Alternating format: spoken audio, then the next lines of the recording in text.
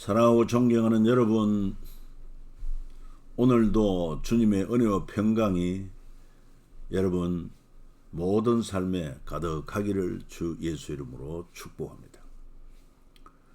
참으로 우리가 주님을 사랑하고 진리의 말씀을 사랑하는 것이 얼마나 복된 일인가 하는 것을 가면 갈수록 깨닫게 됩니다. 이 세상이 주는 부귀 영화, 이것들은 눈에 보기는 화려하지만 그러나 뒤끝은 항상 허무하게 되는 것입니다. 솔로몬이 그렇게 고백을 했습니다. 최고의 권력과 그리고 지혜와 지식, 그리고 또한 엄청난 재물, 그리고 마음에 원하는 대로 즐거움을 추구하고 저와 첩이 1000명이나 되었지만 그는 뭐라고 고백하며 헛되고 헛되며 헛되고 헛되니 모든 것이 헛되도다. 그리고 마지막에 깨닫게 된 것이 뭐냐 하면은 하나님을 경외하고 그 명령을 지키라. 이게 사람의 본분이다. 자, 우리는 뭐 그렇게 솔로몬처럼 누려보지도 않고 그걸 또 경험해보지 않는다 할지라도 하나님께서 솔로몬을 통해서 경험한 것을 고백하게 하신 것을 우리가 확실히 알 수 있지 않습니까? 깨달을 수 있지 않습니까? 그렇기 때문에 지금도 우리가 이처럼 오직 주님 사랑하고 오직 진리의 말씀을 붙들고 말씀 안에 사는 것이 얼마나 참 귀하고 복된 것인가 확신을 가지고 우리가 이 시간 함께 참여하는 시간이 되기를 바라는 것입니다. 자, 그러면은 오늘은 5번째 마당 사복음서, 그리고 14번째 마당 용서를 향한 열정 되겠습니다.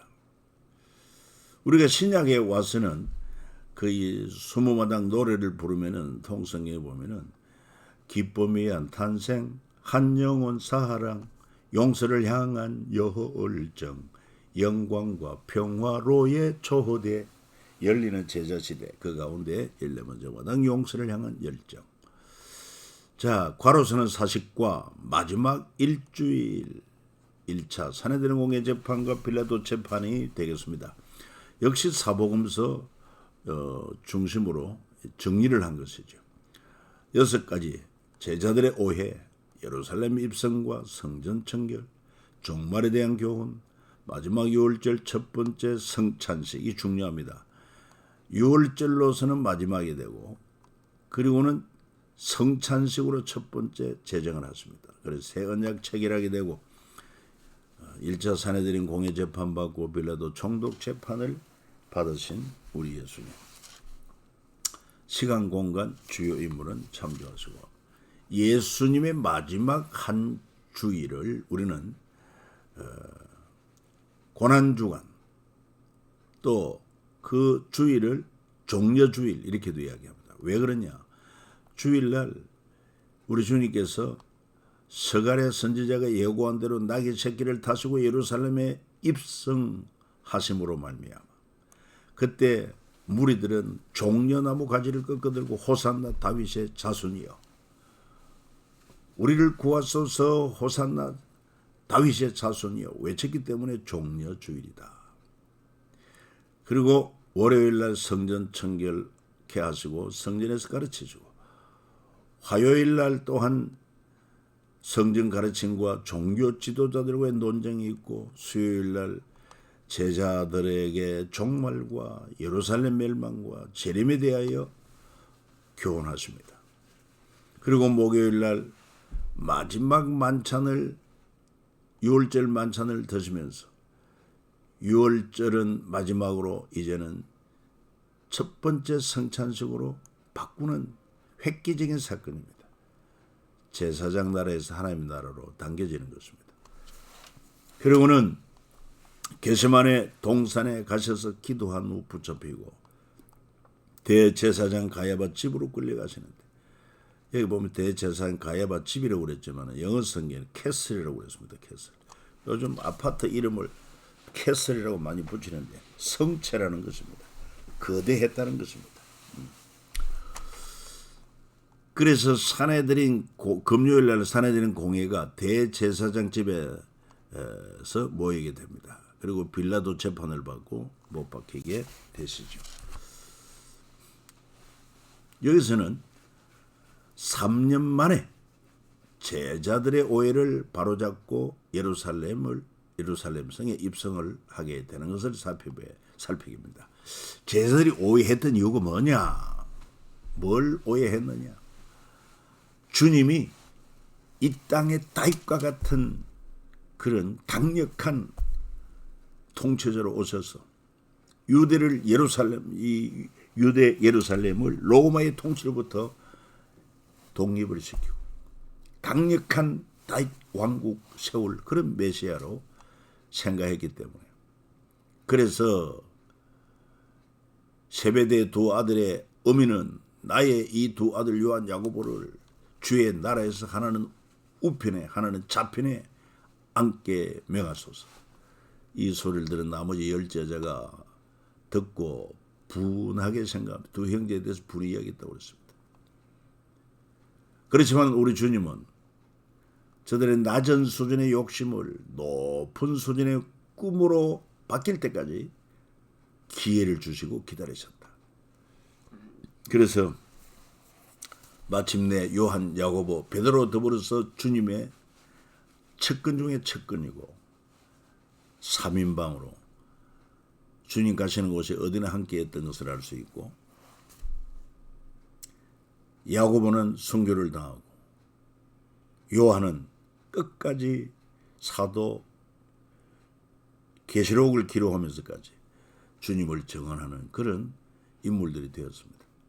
자, 그리고 예루살렘 입성에 대해서도 살펴봅니다. 예루살렘 입성할 때 군중들의 환호를 대비해 볼 때 솔로몬의 행차와 예수님의 예루살렘 입성입니다. 솔로몬은 유대 왕으로서, 이스라엘의 왕으로서 그 행차, 예수님은 예루살렘의 유대인의 왕으로 입성할 때 비교인 것입니다. 솔로몬 때 금으로 큰 방패 200개를 만들어서 앞세우고 노래하는 레위 사람들이 세마포를 입고, 그리고 나팔 부는 제사장이 120명이고, 아무튼 그 왕의 가마를 메고, 그리고 어마어마한 화려하고 아주 웅장한 그런 행차.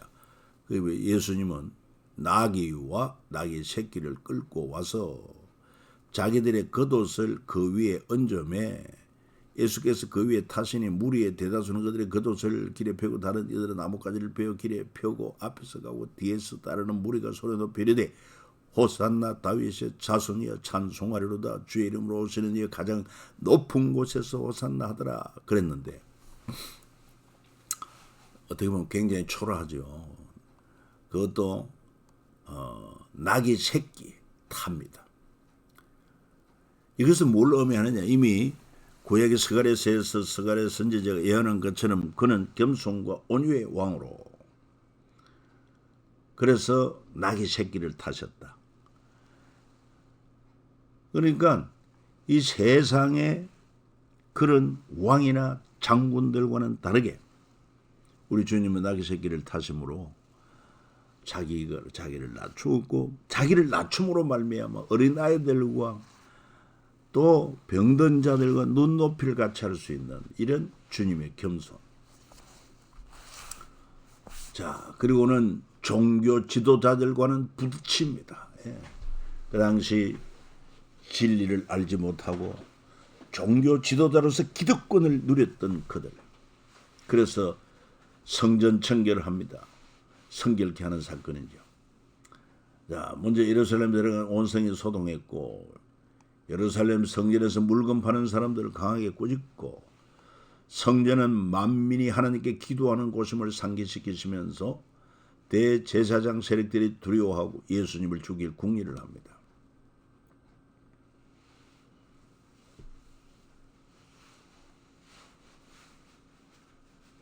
그러면서 기록된 바 먼 지방에서 온 이방인이라도 이 성전에 향하여 기도하던 주는 계신 곳 하늘에 들으시고 이방인의 주께 부르짖는 대로 이루사. 이미 솔로몬 왕이 솔로몬 성전을 준공하며 기도할 때 이방인이라도 주께 부르짖으면 듣고 이루어 주소서. 그래서 우리 주님, 또 이사야 선지자도 바로 내 집은 만민이 기도하는 집이라. 만민, 유대인만 아닙니다. 그래서 주님은 이 말씀을 인용하면서 기록된 바 내 집은 만민의 기도하는 집이 일컬음을 받으리라 하되 너희는 어찌 강도의 소굴을 만드느냐. 이사야 56장 말씀, 예레미야 7장 11절 말씀을 주님이 아시고 그 말씀을 인용하여 이렇게 책망하고 있습니다. 그리고 당시 유대 종교의 최고의 지도자 대제사장 세력들과 5차 대립, 성전 청결케 할 때 대제사장 서기관 장로들은 무슨 권위로 이런 일을 하느냐 예수님에게 묻습니다. 그때 우리 예수님은 적답을 피하고 나도 너에게 한 가지 묻겠다. 요한의 세례가 하늘로부터냐 사람으로부터냐. 굉장히 어려운 질문이 아닐 수 없습니다. 하늘로부터라 하면 저희들이 믿지 않기 때문에 책망을 받고, 사람으로부터다 그러면 수많은 사람이 세례 요한을 믿었기 때문에 또한 야유가 일어나기 때문에 알지 못한다 그랬을 때 우리 주님도 나도 너희 질문에 대답하지 않겠다. 또 마가복음 12장에서는 바리새인과 헤롯 땅이 예수님을 책잡기 위해서 가이사에게 세금 바치는 것이 옳습니까? 옳지 않습니까? 주님은 가이사의 것은 가이사에게, 하나님의 것은 하나님께 바치라 이렇게 함으로 말미암아 저들의 책잡음과 로마에 고소하려고 하는 것을, 그리고 종교법에 걸려고 하는 것을 피해갔습니다. 뭐 피해갔기보다도 이들을 딱 제압하는 거죠. 그 다음에 또한 사두개인들이 묘한 부활에 대한 질문을 합니다. 이들 사두개인은 부활이나 천사 영을 믿지 않기 때문에 한 형제에게 장가든 형이 있는데 결혼하여 그 형이 죽었다. 그리고 그 형제 7사람이 다 계대법을 따라 그를 아내로 취했는데 부활 때 그들이 살아날 때 누구의 아내가 되리까? 이 어려운 질문에 답을 못하겠지 했지만 예수님은 하나님은 죽은 자의 하나님이 아니요 산 자의 하나님이시라 너희가 성경도 알지 못하고 크게 오해했도다. 책망을 해버립니다. 또 서기관과 율법사가 모든 계명 중에 가장 큰 계명이 무엇입니까? 주님은 말은 첫째는 주 너희 하나님을 사랑하라. 둘째는 내 이웃을 네 자신같이 사랑하라 하신 것이라. 이보다 더 큰 계명이 없느니라. 한마디로 사랑인 것입니다. 사랑이 제일이고 사랑은 율법의 완성이고, 그래서 사랑을 실천하는 것이 얼마나 중요한지 모릅니다. 선한 사마리아인처럼. 그리고 주님은 또한 바리새인들에게 역질문을 합니다. 너희는 그리스도에 대하여 어떻게 생각하느냐? 그가 누구의 자손이냐? 다윗의 자손이니이다. 주님은 질문을 받아서 명쾌하게 제압하고 깨우치고 또한 질문을 함으로 말미암아 진리를 밝히시는 우리 주님을 알 수가 있습니다. 자, 그리고는 이제 또 종말에 대한 교훈을 하십니다. 예수님이부터 세상 끝까지 종말 밑그림의 전부를 소개합니다. 특별히 마태복음 24장 종말장이라고 하지요. 이 천국 복음이 모든 민족에게 증언되기 위하여 모든 민족 온 세상에 전파되리니 그제야 끝이 오리라. 그때 인자의 창조가 하늘에서 보이게 그때 땅의 모든 족속들이 통곡하며 그들의 인자가 구름 타고 능력과 큰 영광으로 오는 것을 보리라 말씀을 했습니다. 그래서 반드시 이 천국 복음은 모든 민족에게 정언되어야 되고 온 세상에 전파되어야 됩니다. 그게 바로 진정한 세상 종말이 임박한 때입니다. 지금 어떻습니까? 예루살렘에서 복음이 전개되면 주님 말씀에서 이 성령이 임하면 너희가 권능을 받고 예루살렘과 온 유대와 사마리아 땅끝까지 내 증인이 되리라. 너희는 온 세상에 다니 만민에게 복음을 전파하라. 그래서 이 천국 복음이 모든 민족 만민에게 온 세상에 전파되면 그제 끝이 온다. 그래서 예루살렘에서 지금 복음이 사마리아로, 유대에서 사마리아로, 사마리아에서 아시아로, 아시아에서 유럽으로, 그리고는 다시 이 복음이 돌아서 지구를 한 바퀴 돌았어요. 지금 예루살렘으로 다시 복음이 들어가고 있습니다. 주님의 재림, 세상 종말이 가깝다 하는 증거입니다. 자, 또 우리가 이 사복음서에서 중요한 메시지, 마지막 유월절 만찬을 드십니다. 그래서 그 유월절이 마지막 유월절이요 아울러서 첫 번째 성찬식이 되는 것입니다. 여러분 유월절 역사를 아시죠? 그래서 주님의 하나님의 명령 따라 이 유월절을 쭉 지켜왔습니다. 온전하게 지키지는 못할 때도 많았습니다. 그러나 약 1500년째 마지막 유월절을 첫 번째 성찬식으로 바꾸는데 장소는 로마 제국 통치 때 유대 예루살렘 어느 큰 집 다락방, 마가의 다락방이라도 하죠. 주님은 내가 고난받기 전에 너희와 함께 이 유월절 먹기를 원하였노라. 하나님의 소원이고 주님의 소원이었습니다. 마지막 유월절이 이제는 첫 번째 성찬식으로 새로운 언약이 맺어지기 때문에.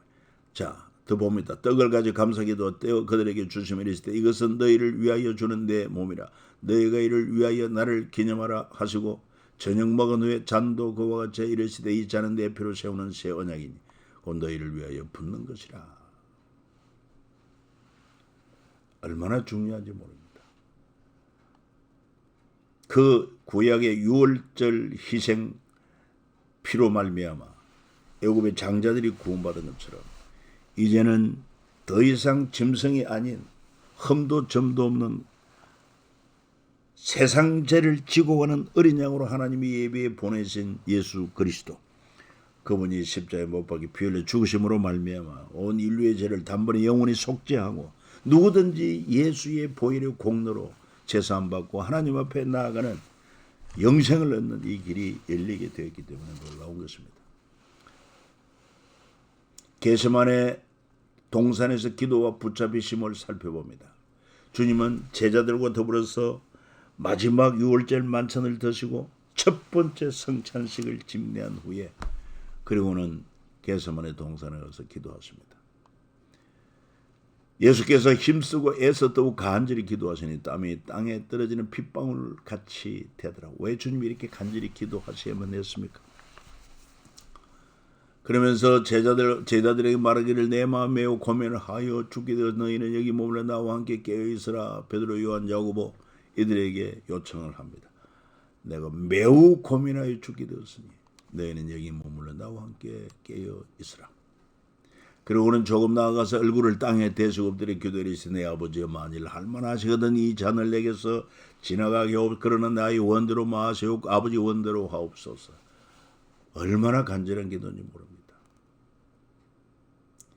인류의 죄를 담당하기 위한 대속의 희생 제물이 되는 것이 얼마나 엄청난 일인지 주님은 아셨습니다. 그리고 잠시나마 늘 주님과 하나님과 함께했던 예수님께서 이제는 우리의 죄를 짊어지시고 죄값으로 하나님은 얼굴을 외면하시고 우리의 죄값으로 예수님은 하나님께 버림당하여 십자가에 생명들의 피를 흘려 죽어야 하기 때문에 그래서 할만하시거든 이 잔을 내게서 지나가게 하고 그러나 나의 원대로 마시고 아버지 원대로 하옵소서. 이 최상의 기도인 것입니다. 최상의 기도. 그리고 붙잡혔습니다. 그것도 기록된 대로. 주님이 붙잡힐 때 베드로가 칼을 들고 싸우고 휘두르려고 할 때 내가 내 아버지께 구하여 지금 12군단 더 되는 전사를 보내지게 할 수 없는 줄 아느냐. 로마 1군단에 약 6,000명. 12군단 같으면은 7만 2천 명. 얼마든지 천군 천사를 동원할 수 있는 주님이십니다. 그러나 내가 만일 그렇게 하면 이런 일이 있으리라 한 성경이 어떻게 이루어지겠느냐. 주님에 대한 예언한 구약 성경 말씀이 어떻게 이루어지겠느냐. 그때 무리들에게 말하면 너희 강도를 잡는 것 같이 칼과 몽치를 가지고 나를 잡으라. 나왔느냐. 내가 날마다 성전에 앉아 가르쳤을 때 너희가 나를 잡지 아니했어도 그러나 이렇게 된 것은 다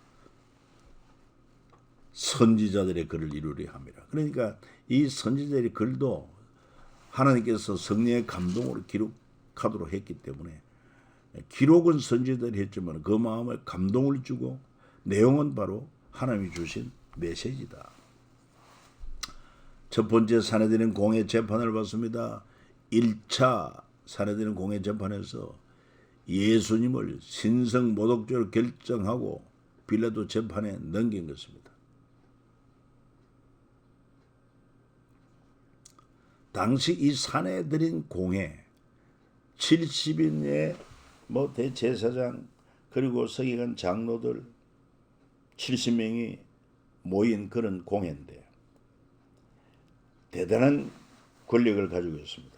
무엇보다도 성전 관리, 그러니까 예산을 세우고 집행할 수 있는 것. 그 다음에 또 3대 절기를 주관하는 것입니다. 3대 절기는 뭡니까? 유월절과 그리고 맥초절과 수장절.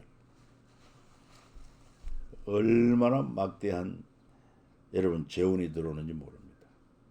그리고 또 흩어져 있는 해당을 관리하는 그 막강한 그런 권력과 또 부가 따르는 사내들인 공회입니다. 이들은 오히려 하나님의 뜻을 헤아려 순종하기보다는 바로 사내들인 공회의 회원으로서 그 종교 지도자로서 권력을 누리고 항유한 것입니다. 새벽에 대제사장들이 즉시 장로들 서기관들과 공회와 더불어 인원하고 결론은 뭡니까? 예수를 결박하게 끌고 와서 빌라도에게 넘겨줍니다. 2차 사내들인 공회에서 제자들 경고를 알 수 있고 3차에 사내된 공회에서 제자들 처분하고 4차 스데반 처형하고 5차 바울도 신문한 이런 사내들인 공회.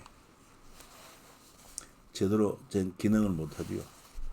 대제사장 세력들은 왜 십자가형을 원했는가? 유대에서 신성모독자에게 가해지는 처벌은 돌로 쳐 죽이는가? 그러니까 사내들인 공회는 또 종교적인 재판을 할 수 있는 그런 권한이 주어지었습니다. 종교적 재판.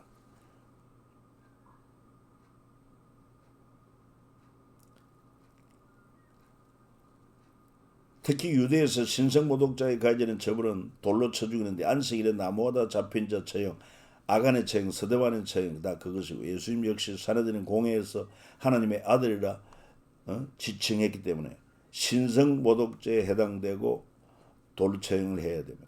그러나 유대 대제사장 세력들이 예수님에게 대한 민중들의 지지가 두려워 로마 십자가 처형으로 바꾸게 된 것이다. 물론 종교적인 그런 그 결의권은 있지만은 최종 사형권은 로마 통찰에 있었기 때문에 빌라도 총독에게 넘어간 것이고 종교적 재판보다는 정치적 재판으로 바꾸어서 예수님을 아예 그냥 생매장하는 데 또한 목적이 있다 볼 수 있습니다. 그리고 이제 빌라도로 재판합니다. 백성들이 몰래가서 우리가 이 사람을 보면 우리 백성을 미워 가이사에게 세금 바치는 것을 금하고 자칭 왕 그리스도라 하더이다. 근데 빌라도 너희 법대로 재판하라. 사내들은 공회가 있고 너희 종교 법이 있지 않느냐. 그 법대로 재판하라. 유대인들이 이르되 우리에게는 사람을 죽이는 권한이 없나이다. 그렇죠. 사람 죽이는 권한까지는 없습니다. 유대인 빌라도가 예수에게 묻습니다. 네가 유대인의 왕이느냐. 예수님은 네 말이 옳다. 빌라도 내가 너를 놓을 권한도 십자가에 못 박을 권한도 있는 줄 알지 못하느냐. 주님 말씀하시면 위에 주지 아니하셨더라면 나를 해할 권한이 없으리니 그러므로 나를 네게 넘겨준 자의 죄는 더 크다 말씀하셨습니다. 모든 권세는 하나님으로부터 난 것입니다. 뭐 악인의 권세든 선인의 권세든 그래서 하나님은 역사하시고 심판하시고 사용하는 것입니다. 빌라도가 말합니다. 고발하는 일에 대해 이 사람에게 죄를 찾지 못하였다. 보라, 그가 행한 일은 죽일 일이 없다. 그러므로 때려서 놓겠노라 했을 때, 또 빌라도가 첫 번째가 통하지 않으니까 두 번째 사면권을 가지고 너희는 내가 누구를 너에게 놓아주기를 원하느냐. 바라바냐, 그리스도라 하는 예수냐. 백성들의 이 사람을 없애하고 강도 바라바를 우리에게 놓아줘서. 이렇게 인간의 선택은 어리석습니다. 빌라도가 내가 그에게 아무 죄도 찾지 못한 것을 너희로 알게 하려 함이로라. 백성 이 사람을 놓으면 가이사 충신이 아닙니다. 무릇 자기를 왕이라 하는 자를 가이사를 반영하는 것이니이다. 가이사 아우구스도 케사르 아우구스투스. 그래도 빌라도는 결국은 이런 밀란을 염려해서 내가 너희 왕을 십자가에 못 박으랴. 대제사장 가이사 외에는 우리의 왕이 없나이다. 십자가에 못 박게 하소서. 여러분, 왕은 누구십니까? 우리는 언제나 나의 왕은 오직 주 예수 그리스도이십니다. 이 고백이 변치 말아야 되겠죠. 그런 로마 총독 본디오 빌라도는 누구인가? 빌라도는 로마 2대 황제 티베로, 또 이거 학명으로 티베리우스에 의해 임명되어 유대 땅에 부임한 5번째 총독이었습니다. 주전 26년부터 10년간 유대, 사마리아, 이두메 지역을 통치했고 역사 기록에 의하면 그는 고집스럽고 잔인한 사람이었고 예수님의 십자가 사건이 있었던 시점으로부터 7년 후인 AD 36년경에 로마로 소환되어 해임되었다고 합니다. 우유부단하니까 해임되어도 마땅하죠. 로마 제국의 명령, 즉 빌라도 총독의 3가지의 시도와 3가지 명령. 로마 총독 빌라도가 십자가형을 피해가는 3가지 시도. 너희가 그를 데려다가 너희 법대로 재판하라. 왜? 빌라도는 유대인들의 시기로 예수를 넘겨준 줄 알았기 때문입니다. 첫 번째 시도. 두 번째, 예수님을 향해 네가 유대인의 왕이냐? 예수님 네 말이 옳다. 그때 빌라도는 내가 너를 놓을 고난도 있고 십자가에 못 박을 고난도 있는 줄 알지 못하느냐. 주님을 위해서 주지 아니하였더라면 네가 이 권세를 받지 못할 것이다. 자, 3번째 시도는 전례대로 유월절 특사로 사면하려고 했습니다. 명절이 오면은 총독의 무리 청원대로 재수한 사람을 놓아주는 전례가 있어서 바라바냐 그리스도라는 예수냐. 저들은 바라보로서이다. 아울러 로마 총독 빌라도로서 3가지 명령은 뭐냐. 첫 번째, 십자가 처형 언도를 합니다. 두 번째, 아리마대 사람 요셉이 예수님의 시체를 수습하기 위해 요청했을 때 시신 인도를 허락해 줍니다. 용기 있는 아리마대 사람, 아리마대 요셉. 3번째, 로마 군인에게 이 대제사장과 서기관 장로들의 요청대로 예수님 무덤에 경비를 서게 했습니다. 왜? 그거 죽으나 다시 살 것이라는 것을 들었기 때문에. 그래서 혹시나 제자들이 그 시체를 훔쳐가지 못하도록, 다른 이변이 생기지 못하도록, 그래서 경비를 세워달라고 요청했을 때 빌라도가 좋다, 예수 무덤에 경비를 서라. 가서 힘대로 굳게 지키라. 그러나 주님의 부활을 막을 수가 있습니까? 세상 권력을 막을 수 있습니까? 자, 정리입니다. 마지막 유월절 곧 첫 번째 성찬식이 되는 것입니다. 이는 곧 제사장 나라 제사에서 하나님 나라 예배로 전환되는 것입니다. 그래서 구약의 유월절은